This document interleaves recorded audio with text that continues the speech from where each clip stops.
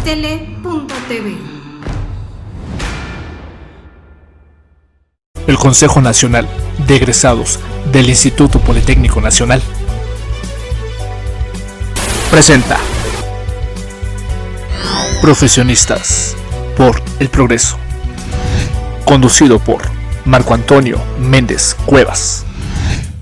La comunidad politécnica es una comunidad madura que a 84 años de haberse fundado el instituto, pues queremos ser participativos y cada vez sea más democrática la designación del director general. Entonces, ahorita es una designación, dentro de 3 años habrá otra, pero este ejercicio yo considero que debemos tomarlo como un ejercicio democrático, de que como integrantes de la comunidad politécnica estamos opinando referente a cómo se está llevando a cabo este proceso.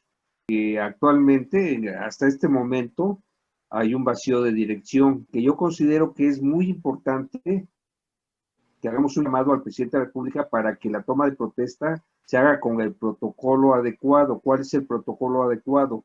Que sea con la presencia del Consejo General Consultivo. Vamos a iniciar esta participación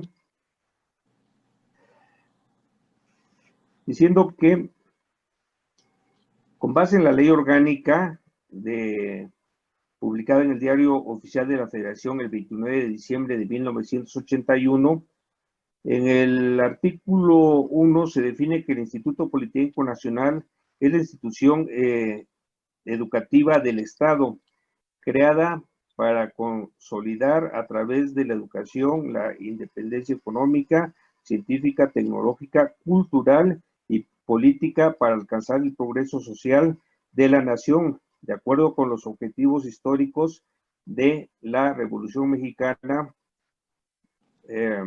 contenidos en la Constitución Política de los Estados Unidos Mexicanos. En el artículo 2 se define que el Instituto Politécnico Nacional es un órgano desconcentrado de la Secretaría de Educación Pública, cuya orientación general corresponde al Estado, con domicilio en el Distrito Federal o Ciudad de México y con representaciones en las entidades de la República, donde funcionen escuelas, centros y unidades de enseñanza y de investigación que dependan del mismo.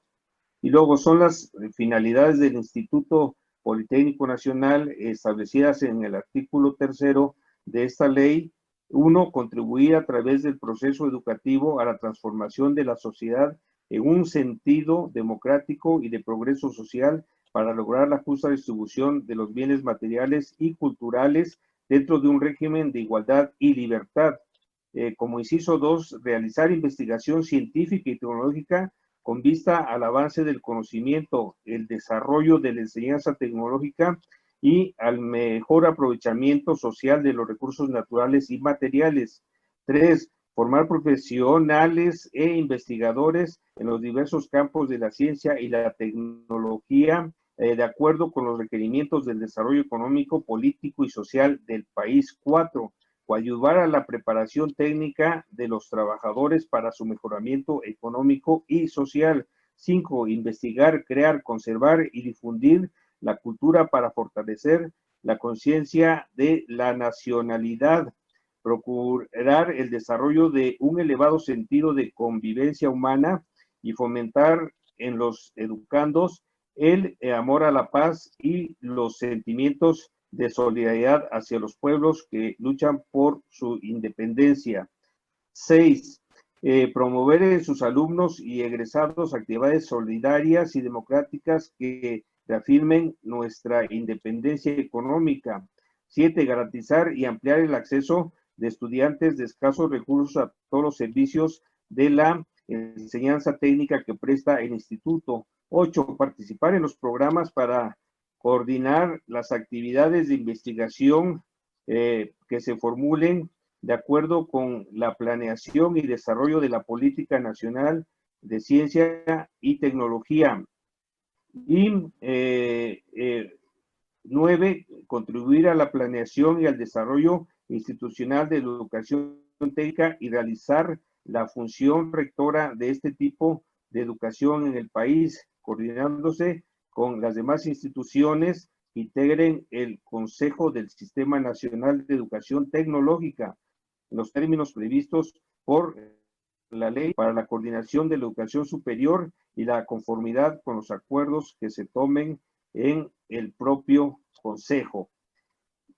Después ya vienen los artículos que, para dar cumplimiento a eso, hay una serie de actividades que le da facultades esta ley, pero nos saltamos al artículo 12, donde se menciona que el director general será nombrado por el presidente de la República, tendrá la representación legal del Instituto Politécnico Nacional, durará en su cargo 3 años y podrá ser designado por una sola vez para otro periodo. El artículo 13 define que para ser director general se requiere: 1, ser mexicano por nacimiento y mayor de 30 años de edad; 2, poseer título profesional de una licenciatura cursada en el Instituto Politécnico Nacional con una antigüedad mínima de 5 años; y 3, gozar de reconocido prestigio profesional y académico, tener solvencia moral y estar identificado con los objetivos que le dieron origen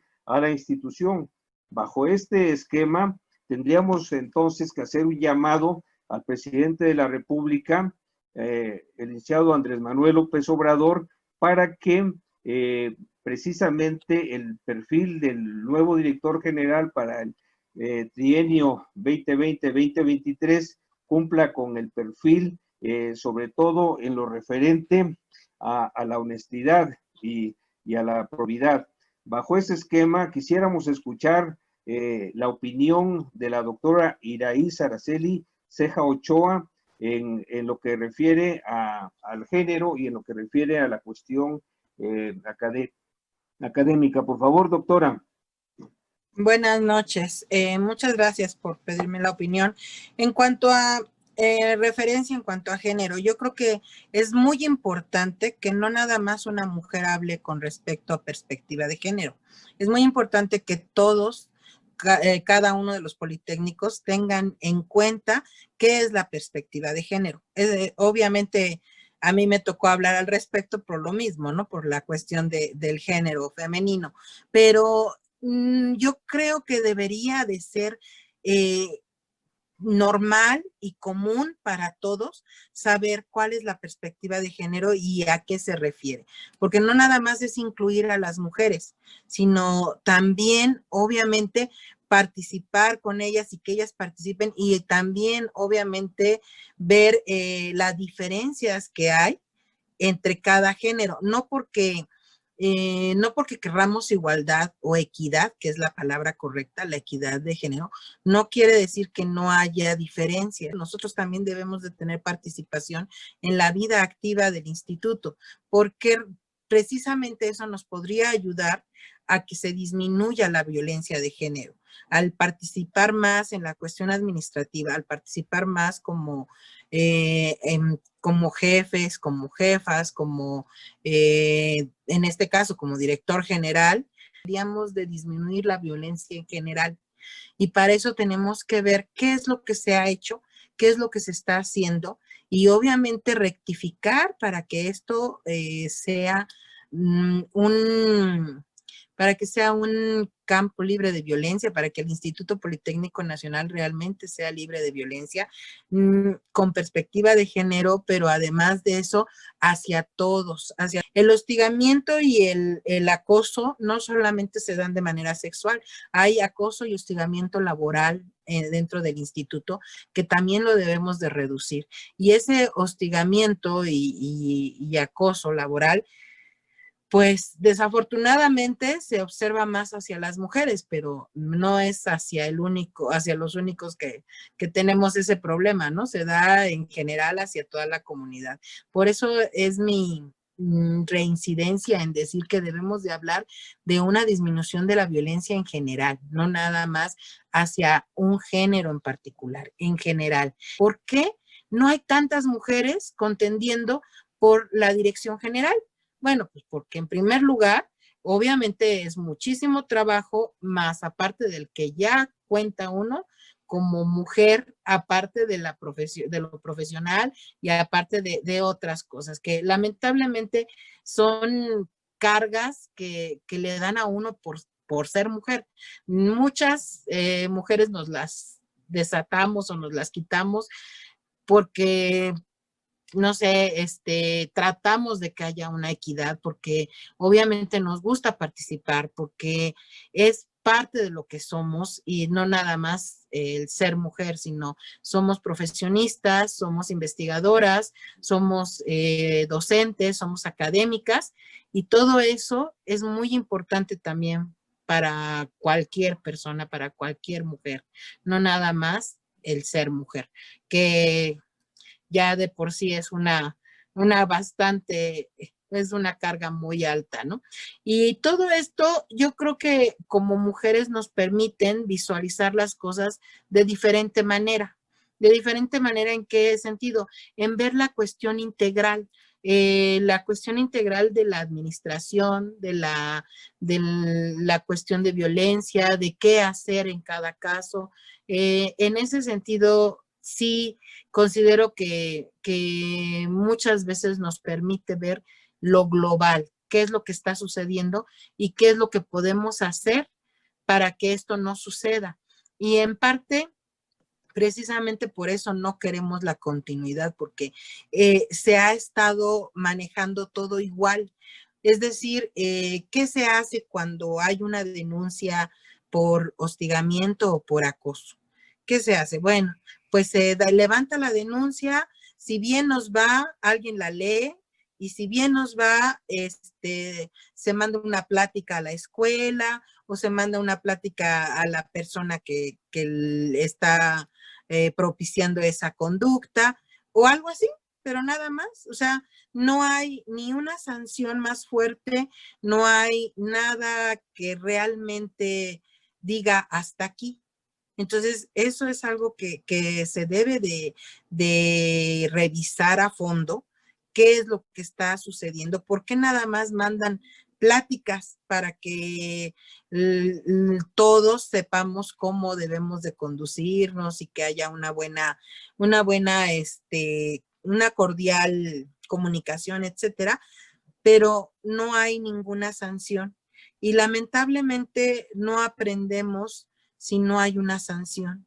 Y eso es algo que debería de promoverse también. Sancionar a quien realmente tenga culpa en ello, ¿no? Que sea una investigación adecuada, obviamente, que sea imparcial, que no se haga una cacería de brujas, pero que sí se dé la sanción correspondiente a la persona que lo merezca, sea hombre o sea mujer, porque en este caso puede haber hostigamiento y acoso por parte de los dos géneros. Bueno, esa sería mi participación. Gracias. Muchas gracias, doctora Iraíz Araceli Ceja Ochoa, por su participación.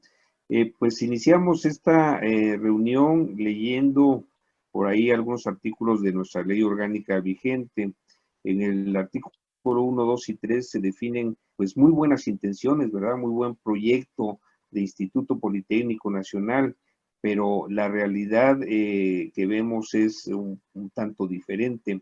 Bajo ese esquema, profesor ingeniero Valfre Nava, ¿qué podríamos proponer para que los objetivos establecidos en estos artículos que definen los propósitos del Instituto Politécnico Nacional pudieran lograrse? Mira, en ese aspecto ya les he dicho a los compañeros que nos reunimos los días martes que hemos pasado desapercibido en la comunidad politécnica, en la mayoría, y la nueva Ley General de Educación Superior, en donde se concibe al Politécnico como parte de un subsistema de educación técnica, desde luego acompañado de otras instituciones como serían los tecnológicos de la región y de los estatales y de los nacionales. Todas esas escuelas entran a formar parte del llamado subsistema de educación técnica. Son 12 renglones, perdón, 6 renglones los que se dedican a esa parte de la ley nueva de educación superior. Creo yo que haría falta entender que la ley orgánica está pasando a un tercer nivel de jerarquía en cuanto a la reglamentación de la educación técnica.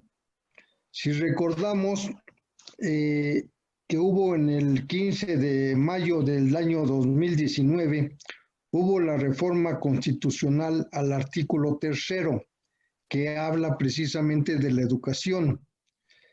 Una vez que se modifica la Constitución, viene la elaboración de las leyes secundarias, que son las que van a reglamentar las reformas constitucionales. De ahí que la Ley General de Educación Superior es una ley secundaria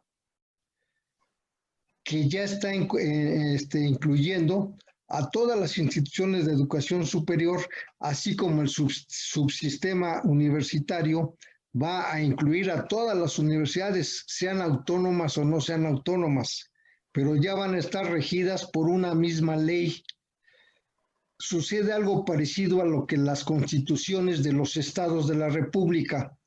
Tiene cada estado su propia constitución, pero no se puede contraponer a la Constitución Política de la República.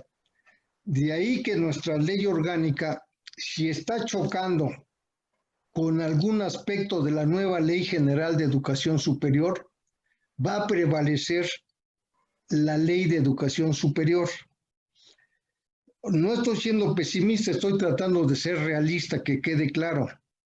Ahora, viene también, esta ley de educación superior tiene que ser aprobada por ley también, a más tardar el 31 de diciembre de este año 2020. El propio senador Moya Rocha, que encabeza la Comisión de Educación en la Cámara de Senadores, que fue precisamente cuna de la iniciativa de esta reforma, lo dijo claro en un foro que realizó. Tenemos nada más hasta el 31 de diciembre para cumplir con el mandato constitucional de la reforma del artículo 3º.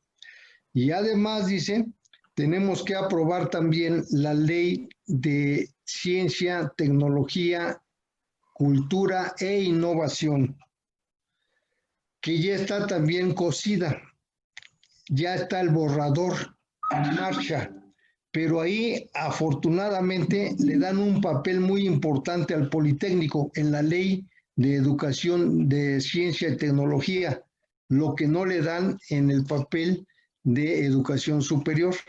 Acá las únicas instituciones mencionadas para poder ejercer la nueva ley son a la Universidad Nacional Autónoma de México y al Instituto Politécnico Nacional. De ahí que, por un lado, me llama la atención que la comunidad politécnica pues se haya perdido de la oportunidad de aportar propuestas. México Educativo convocó a 2 foros y a enviar artículos ex profeso sobre la nueva ley. Casi fue nula la reacción, la participación, la respuesta de la comunidad. Por eso es que si ahorita tú le preguntas a 100 de los compañeros, tanto trabajadores como estudiantes y profesores, si hay 2 que te sepan algo acerca de la nueva ley de educación superior, son muchos. Permíteme el pesimismo. Entonces, el hablar de una ley orgánica que no sabemos cuál es el papel que va a cumplir es temerario y además va a mostrar nuestra ignorancia. Yo diría que había que tamizar, más que precisar en artículos, resaltar el papel que puede realizar y que ha realizado el Politécnico a lo largo de la historia, pero no aferrarnos ya a artículos específicos, porque para empezar, por ejemplo, eso de que va a ser rector de la educación técnica, implicaría que cada una de las instituciones de educación técnica tuviera una instrucción de acatar las recomendaciones del Politécnico. Y si tú revisas las leyes orgánicas de las instituciones educativas, verás cómo ninguna le dice debe de consensuar sus propuestas y sus planes con el Instituto Politécnico. Finalizo diciendo. Muchas gracias por tus puntos de vista, mi estimado Alfred. Vamos a darle el uso de la palabra a Silvio para seguir el orden que nos planteamos, y después va Julio Gómez y termina Miguel Gutiérrez. Por favor, Silvio Lira. Adelante, Silvio. Vamos a... es interesante lo que plantea directamente Alfred. En primer lugar, quiero que sepan ustedes que hay un decreto del Sinvestat en donde dice bien clarito, nada más lo voy a leer para que tengan idea, ¿sí? Dice aquí directamente, ¿quiénes integran la junta directiva? Y me dicen ustedes si se cumplen o no. El gobierno, dice, del organismo estará integrado por la junta directiva y el director del centro. El centro contará con un consejo académico consultivo que tendrá carácter de órgano asesor. Artículo 4. La junta directiva será el órgano superior de gobierno, en este caso del organismo, y estará integrada por el director general del Instituto Politécnico Nacional. ¿Quién la presidirá? El director general del Consejo Nacional de Ciencia y Tecnología, ¿sí? El director general, ¿sí?, de institutos tecnológicos en este caso, y el director del centro, y 5 miembros más designados por el secretario de Educación Pública. A propuesta, fíjense, a propuesta de la junta directiva. Sí, aquí tiene mucho dominio el director general. Los miembros, dice, titulares de la junta podrán designar a un suplente a excepción de los 5 miembros que designará el secretario de Educación Pública. La junta nombrará a su secretario. Bien. Y ya vienen todas lo que le corresponde, cuáles son las funciones que tiene realmente la junta directiva. Y en todo está el director general. Entonces, ¿y es quien preside? Tenemos un decreto, ojo, este es un decreto del Ejecutivo Federal, contra un decreto, y ojo, es descentralizado. Pero tenemos un decreto por el legislativo, en la cual es un órgano desconcentrado. Y todo el mundo se le ha pasado discutiendo de que autonomía y cosas por el estilo, si puede haber o no una figura en una nueva ley orgánica, de ser un órgano descentralizado o directamente cambia lo que pasaría con el Sinvestat, con la COFA y el POI. O sea, eso lo tenemos que revisar a fondo. No puede continuar como están las cosas, ¿sí? Entonces, ese es un punto fundamental. Ahora, si hablamos directamente de los órganos colegiados, ustedes ven que nada más tenemos un Consejo General Consultivo del Instituto, en la cual está directamente controlado por todos los directores de las escuelas, donde la mayoría, ¿sí?, van con el visto bueno el director de cada escuela, y así operan. Entonces, una cosa es lo escrito y otra cosa es la realidad. Y ahí vamos a ver otra cosa desde el punto de vista legal. En materia sindical, tenemos 13 años ya de vigencia del Sindicato de Trabajadores del Instituto Politécnico Nacional. Primer problema, se entiende que un director general tiene la obligación de aplicar el respeto irrestricto del Estado de Derecho, cosa que no ha hecho ningún director, ni Villa, ni Yolosóchil, tampoco lo hizo Enrique Fernández, como tampoco Mario Alberto Rodríguez Casa. El artículo 70 de la Ley Federal de Trabajadores al Servicio del Estado, fíjense hasta dónde estamos en esto, dice muy claro, todo aquel trabajador de base que pase a ocupar un puesto de confianza, se le suspenden sus derechos sindicales. Y de entrada, en el instituto, jefes de departamento o equivalentes, subdirectores, jefes de sección, directores, todos son sindicalizados y son más de 1,200. Por lo tanto, hay una violación flagrante de todos los directores que han estado. ¿Para qué sirve la ley?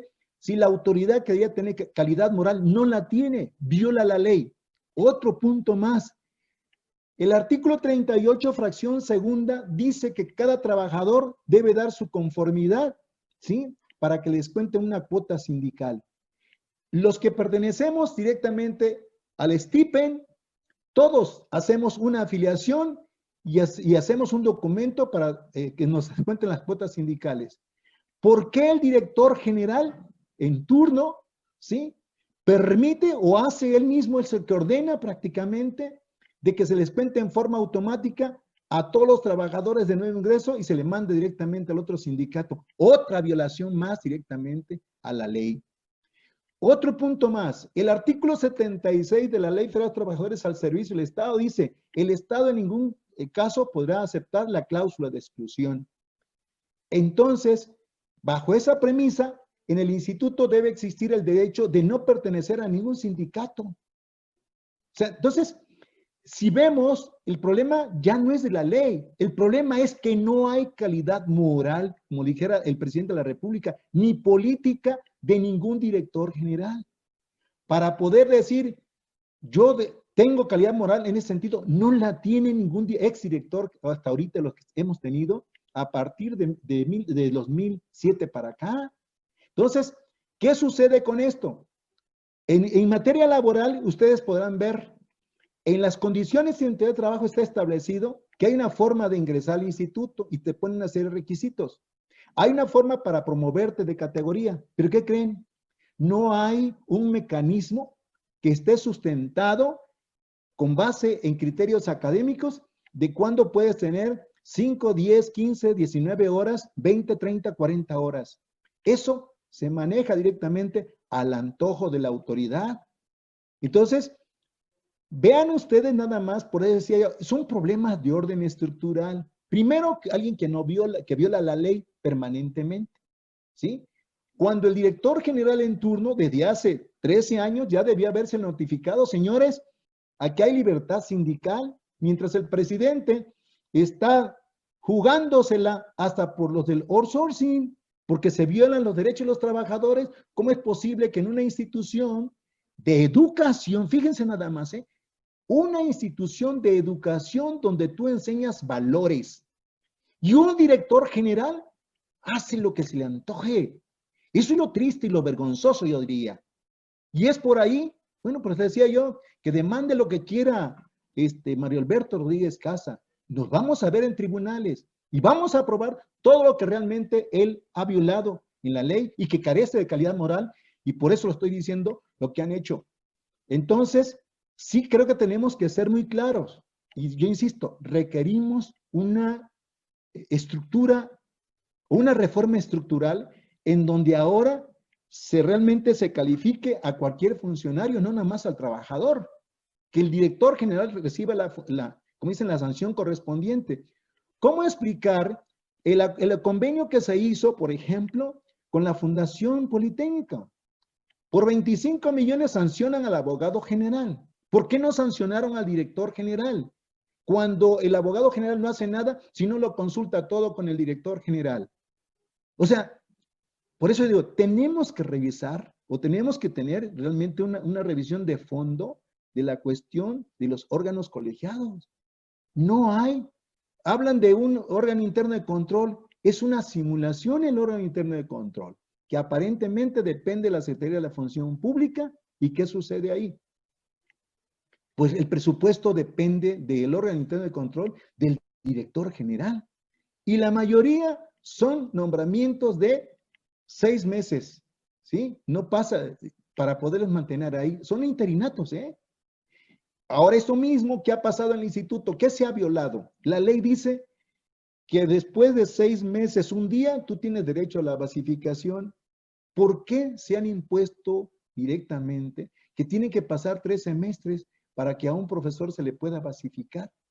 O sea, hay una violación flagrante dentro del Instituto Politécnico Nacional. Y su marioneta, que es el CENTE, que la verdad el CENTE no es otra cosa más que un membrete, porque son sometidos directamente todos los representantes sindicales a la administración. Entonces, hay una indefensión total por parte del otro sindicato que es el titular y que desgraciadamente en las convocatorias ya lo vimos. ¿Cómo explican ustedes que convocan directamente para incremento de horas o para basificación? Y la basificación solamente son puros personas del área central, cuando las horas deben ser directamente para las escuelas. El área central no tiene horas.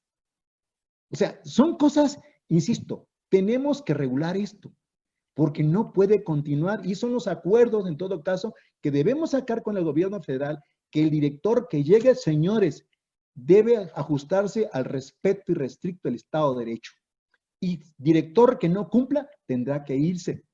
Y lo podemos hacer, pero necesitamos formar una comisión, así como ese pequeño ejemplo, yo digo, es un pequeño ejemplo, tenemos que hacerlo a nivel general, porque si no sacamos esto, señores, vamos a continuar igual. No pueden continuar, por ejemplo, que los donativos que antes se daban a la COF, entre comillas, por parte de los alumnos, ahora los maneje una fundación.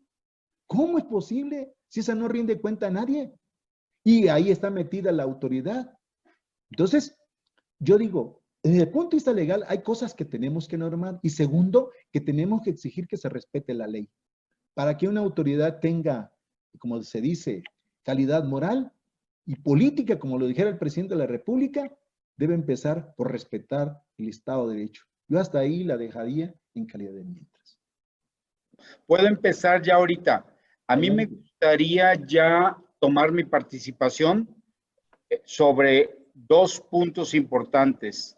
Estos dos puntos importantes para la institución son relacionados con la no continuidad que ha estado temiendo muchas partes o la parte pensante y activa de la comunidad politécnica. Es muy lamentable el desempeño que han tenido las últimas administraciones, tanto en dos puntos que voy a mencionar. Un punto de ellos es en el desarrollo, en la investigación y desarrollo tecnológico. En la investigación y desarrollo tecnológico tenemos la ausencia de ejercer el lema del Politécnico, que es poner la técnica al servicio de la patria. No se ha realizado el desarrollo tecnológico como debería de haberse realizado en el instituto, al grado de que hemos estado deslizándonos demasiado hacia los últimos lugares en el ranking de universidades mundiales y obviamente también en las universidades nacionales. Estamos actualmente en el lugar número 717 de las universidades en el orden del ranking universitario e internacional. Necesitamos que la siguiente administración no continúe como ha estado hasta la fecha en el aspecto de su política mal hecha, absolutista y arbitraria en el área de política de investigación y la administración de los fondos del fideicomiso de investigación del Politécnico, que por buena fuente se había dicho que podía llegar a 1,000 millones de pesos por año.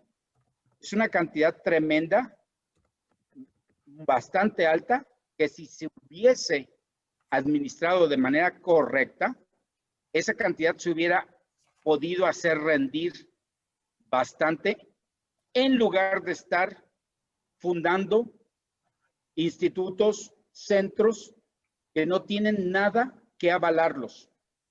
Que cuando salgan, el estudiante egresado le van a hacer el diploma en un papel desechable, porque su grado vale muy poco, dado que la institución que lo avala ha estado bastante demeritada. Por lo tanto, se requiere la no continuidad y se requiere también que el otro punto, que los hostigamientos que han estado presentes en la administración actual se terminen ya. Se están haciendo hostigamientos y acosos a trabajadores, a estudiantes, mujeres y hombres, inclusive encubrimiento de autoridades, de directores de escuelas que han sido responsables de maltrato o violaciones a sus mujeres, a sus estudiantes. En el caso personal, a mí me han hostigado hasta el fondo y no voy a tolerarlo más. No se debe de tolerar que haya tanto poder y que impida inclusive la realización de investigación que es útil para la sociedad, como es en el caso de un proyecto de investigación que solicité a la Secretaría de Investigación y Posgrado del Politécnico, que no se me aprobó y que es precisamente relacionado con el atemperar los contagios y la fuerza de contagios que causa la pandemia del COVID-19. Es increíble que ante esta situación y habiéndosele explicado a las autoridades, inclusive al secretario de Investigación y Posgrado, doctor Juan Silvestre Aranda Barradas, no se me haya aprobado ese proyecto de investigación. ¿Pero por qué es la razón? Para hostigarme. Y eso no soy el único, pero yo ahorita estoy hablando en el ejemplo propio. Para hostigarme y causarme perjuicio. Sí, se me causó perjuicio. Se me está causando perjuicio también en el año sabático, retrasando deliberadamente en el consejo de la escuela, no en el consejo, en el departamento de año sabático de la escuela ESIME Zacatenco, retrasando los tiempos para entregar los documentos al área central con el propósito de que digan que se retrasó. Es decir, triquiñuelas para acosar por parte de la administración, por parte del jefe de la sección de estudios de posgrado e investigación que se le llama CEPI. En el caso específico estoy hablando de la CEPI ESIME, que van 3 administraciones que se pasan el encargo de hostigar. Nuestra institución, nuestro Politécnico, nuestro instituto no debe de dar continuidad a esa política de hostigamiento. Debe de terminarse ya y debe de haber mecanismos que permitan evitar que estas situaciones estén continuándose, propagándose y perpetuándose. Debe de haber mecanismos en el cual haya entidades empoderadas que le marquen un hasta aquí en el caso de hostigamientos y acosos, sean acosos laborales o acosos sexuales o acosos de cualquier tipo que se han realizado y que han causado mucho perjuicio a la institución, a la población y al propio hostigada u hostigado. Eso me parece muy importante que esta próxima administración, que posiblemente va a empezar muy cercano, lo tenga bien considerado y que también lo que acabo de mencionar anteriormente de los proyectos de investigación, de desarrollo tecnológico, de mejorar el nivel de clasificación de nuestra institución, sean muy bien considerados y los dos están vinculados.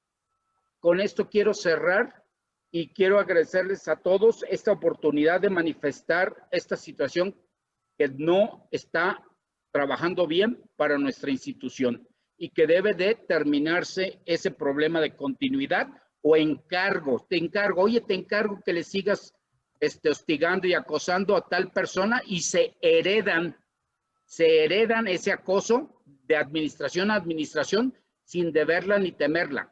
Repito, se heredan esos encargos. Entonces, quiero poner ese punto aquí y aquí termino mi intervención. Gracias, Julio César.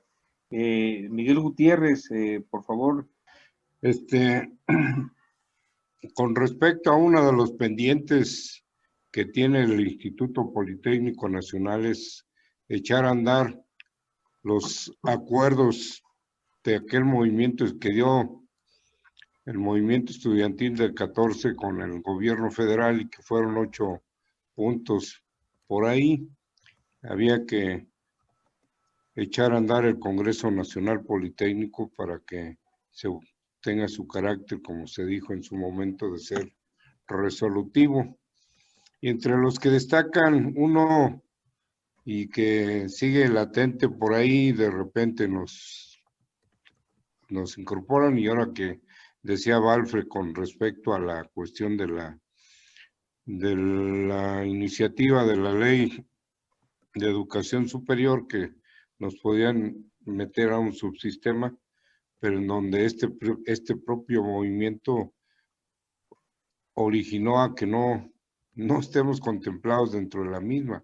Por eso yo digo que es necesario echar a andar el Congreso Nacional Politécnico. Más bien es un compromiso que se tiene con el gobierno federal, es un pendiente, y había que empezarlo a atender para salir. Entonces, la realización de este Congreso y ver aquellos puntos nodales que se dieron en su momento y se acordaron por ahí. Lo que les quería decir era la parte esta de reafirmar la desincorporación de los CECIT, vocacionales le decíamos en ese entonces, del Sistema Nacional de Bachillerato, es decir, que no pertenezcamos a ese sistema, a pesar de que haya una subsecretaría y que los actores intelectuales de esa subsecretaría fueron funcionarios del Politécnico, ¿no? La inició el maestro Correa Jasso y la continuó o la cristalizó Yolosochitl al frente de esta subsecretaría de Enseñanza Media Superior. Entonces, ese carácter ahí. El punto número 3 que marcaba dentro de los acuerdos sería el carácter resolutivo del Congreso Nacional Politécnico. El punto número 4, la no injerencia del Instituto Tecnológico Nacional de México con el Politécnico. Eso es clarísimo que había que dejarlo porque está plasmado, y con esto que reitero lo que decía Valfred o lo que dice la propia iniciativa de ley, pues ahí no hablan del Politécnico, pero lo tienen contemplado por ahí en en el subsistema de tecnológicos, si no mal lo recuerdo. El punto número 5 se refiere a la salida del PBI, que ya no existe en el instituto, ahora está la de seguridad pública, pero ese no era el acuerdo. El acuerdo era de que la seguridad estuviera a cargo del Politécnico a través del área administrativa, que le diera prioridad a esta seguridad, y que finalmente pues debe entenderse que debe ser una seguridad interna tipo como la que tiene la universidad, ¿no? La parte de ahí. El otro de los puntos que está ahí, creo que ya se realizó, fue la cancelación de las remuneraciones a los exdirectores. Eso es, creo que en teoría, la verdad es que parece ser que cuando se reúnen por ahí el consejo de directores, pudiera haber algo, había que checarle por ahí esa cuestión, si realmente ya no hay remuneración alguna. El otro punto es la desincorporación o el desterrar el porrismo dentro del Politécnico, que hace una mella muy fuerte, y sobre todo a nivel vocacional, ¿no? Ahí el control del porrismo hacia las vocacionales es fatal, ¿no? La cuestión esa, y ese es uno de los puntos que se había solicitado. Y finalmente el punto número 8, que era un mejor presupuesto para el Instituto Politécnico Nacional, que permita pues poder facilitar en términos presupuestales las actividades propias del instituto, como es la cuestión educativa, la investigación, etcétera, ¿no? Esa es la parte de lo que había que reforzarle para que el próximo director pudiera darle atención a estos pendientes. Gracias. Pues muchas gracias. Ahora podemos hacer un ejercicio de reflexión cada uno de nosotros de las exposiciones que escuchamos de los demás compañeros en los temas diversos que aquí se han estado planteando, pero sin dejar de lado el hecho que nos tiene aquí reunidos, que número uno es el punto de vista de la mayoría de la comunidad, en el sentido de que la actual administración no debe prolongarse 3 años más, por un lado. Por otro lado, también rechazamos la continuidad, el continuismo de los grupos que han estado recientemente gobernando y administrando 30 años. el instituto. Exactamente. Y por otro lado, pues también dar como hecho que el actual director general, pues si está haciendo funciones de director general, pues son funciones desde todos los puntos de vista ilegales, ya que su periodo, como lo mencionamos en la ley orgánica, su periodo ya terminó en los 3 años y no ha sido nombrado por el presidente de la República por otros 3 años. Bajo ese esquema, consideramos muy importante, hoy 25 de noviembre del 2020, que estas irregularidades, pues a la brevedad se subsanen, ¿verdad? Y obviamente quien tiene en este caso la palabra es el presidente de la República para nombrar al nuevo director general. Bajo ese esquema, pues podemos opinar o sobre el tema que ustedes quieran, podemos tener alguna intervención libre, que pues podemos acotarla por la hora en la que estamos y el tiempo que llevamos ya reunidos, pues máximo unos 2 minutos para cada persona y al final ya daremos un punto de vista para el cierre de la reunión, si gusta.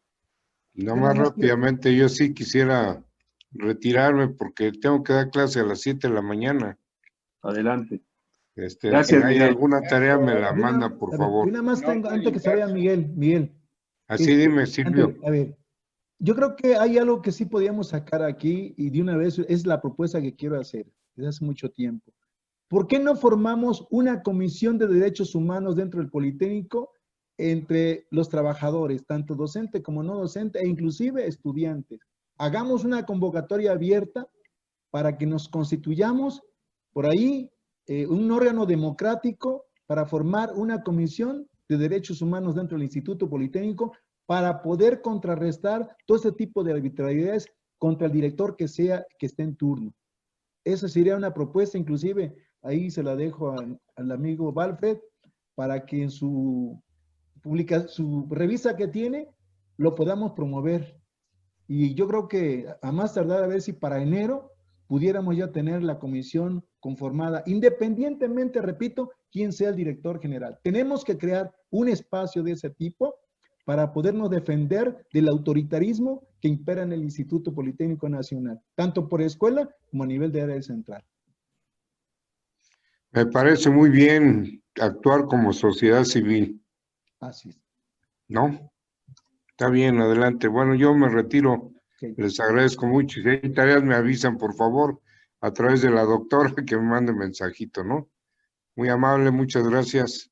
Buenas noches, Miguel. Suerte. Yo quisiera que fuéramos en el orden inverso para no estar tanto tiempo y quisiera hacer eco en lo que mencionó el profesor Silvio Lira. Esa es una muy pertinente propuesta y muy buena propuesta.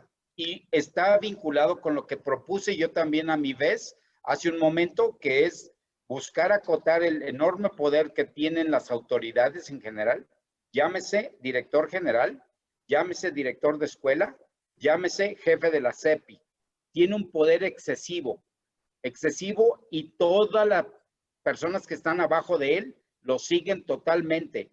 Tiene que ver con el llamamiento que se le hizo al propio presidente de la República, Andrés Manuel López Obrador, durante la conferencia matutina del 16 de noviembre, que se le llama la atención porque simplemente el actual director está causando hostigamientos perjudiciales hasta en grado extremo. Y una manera muy efectiva, que tiene que ver con lo que estaba yo mencionando, empoderar algún organismo, algún ente, coincide con la propuesta que realizó Silvio Lira. Es decir, mi propuesta y la propuesta de Silvio Lira empatan perfectamente en buscar organizar un organismo de derechos humanos con cierta autoridad, con cierta representatividad, que sea reconocido.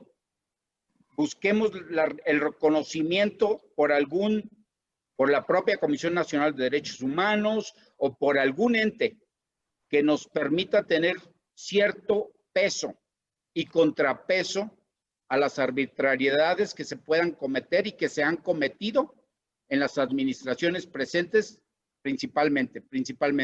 Ese es lo que quisiera yo mencionar y dejo hasta aquí mi participación y les agradezco mucho con esas dos. Gracias. Hacer eco en la propuesta de Silvio Lira, que es también la misma que yo realicé hace un momento para contrarrestar el peso excesivo de la autoridad hasta el momento. Gracias. Doctora Ceja. Bueno, pues muchas gracias. Estoy completamente de acuerdo con todos los compañeros. Creo que tenemos mucha similitud en nuestras opiniones. De hecho, dentro del plan de trabajo que yo les presenté en algún momento, viene lo de las auditorías, viene precisamente lo del hostigamiento, vienen muchas cosas que estamos afines. Yo creo que son ideas que son muy buenas y que cualquiera que sea el director general, ojalá que las tome en cuenta, porque vamos a decir, en la cuestión de lo de derechos humanos, exactamente hay este organismo que se tiene de lo de violencia y lo de perspectiva de género y etcétera. Este organismo es por parte de la Dirección General y obviamente no está funcionando adecuadamente y precisamente por eso necesitamos ejercer una presión para que ese organismo o una de dos, o funcione o lo genere mejor la comunidad, porque como están los funcionarios, entonces no sirve para el fin que fue creado.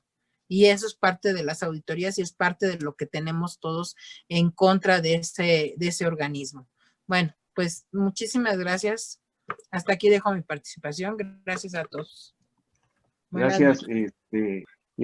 Como lo habíamos planteado en reuniones anteriores, esto está grabado y podemos plantearlo enviándoselo precisamente el mismo día de mañana al presidente de la República, al secretario de Educación Pública, a los diversos presidentes de las comisiones de educación, Cámara de Diputados, Cámara de Senadores, y bajo ese esquema dejar pues una constancia de lo que como parte de la comunidad politécnica planteamos para el futuro inmediato para el Instituto Politécnico Nacional. Esa sería, este es digamos, un grupo de grupos politécnicos, así lo hemos llamado, en donde es una comunidad que todos estamos en igualdad de circunstancias y bueno, cada uno de nosotros puede hacer la difusión que crea conveniente. Esa es la propuesta y bueno, insisto, yo creo que tenemos que apenas vamos a iniciar la organización pensando a futuro, o sea, a partir yo diría de ahora, de que llegue el nuevo director general, tenemos que trabajar independientemente de quién sea, para que realmente convenzamos a la comunidad y a la propia presidencia de la República como la SEP, de que somos personas que estamos a favor de la institución y que no estamos dispuestos a permitir que se vuelvan a hacer lo que se ha hecho en el pasado. Si el presidente dice que este ya es un nuevo régimen, pues vamos a demostrar que queremos que este nuevo régimen impere también en el Instituto Politécnico Nacional. Muy bien, pues efectivamente eso es lo que consideramos que es una coincidencia que todos hemos tenido de estar pendientes de lo que suceda de aquí para adelante. Y podríamos, dentro de estas propuestas, como mencionaste, Comisión de Derechos Humanos, también podríamos, digamos que participar y estar en una constante actividad como un observatorio de la comunidad hacia las autoridades designadas para que cumplan cabalmente con las funciones que se les están confiriendo. La confianza del presidente de la República hacia el nuevo director general no debe ser una confianza traicionada, sino al contrario, estaremos permanentemente pendientes de que las funciones del nuevo director general sean las adecuadas y que tenga, digamos, la aceptación en términos generales de la comunidad, porque al final de cuentas nuestra comunidad, como lo hemos dicho en varias ocasiones, tenemos un compromiso social con toda la sociedad que a través de sus impuestos paga la educación pública, en este caso la educación pública y superior, y nos debemos básicamente al pueblo de México, ¿verdad? Y nuestro lema de la técnica al servicio de la patria tenemos que hacerlo valer hoy y siempre, y ante las nuevas autoridades que lleguen a administrar el Instituto Politécnico Nacional. Astele.tv.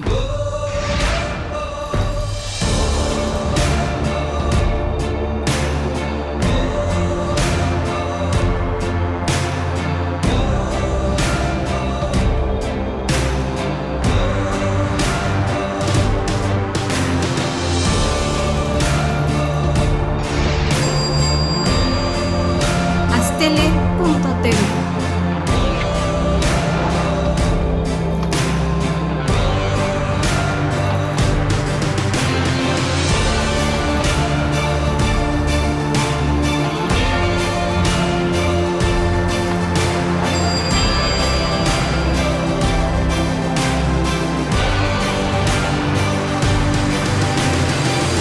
Astele.tv.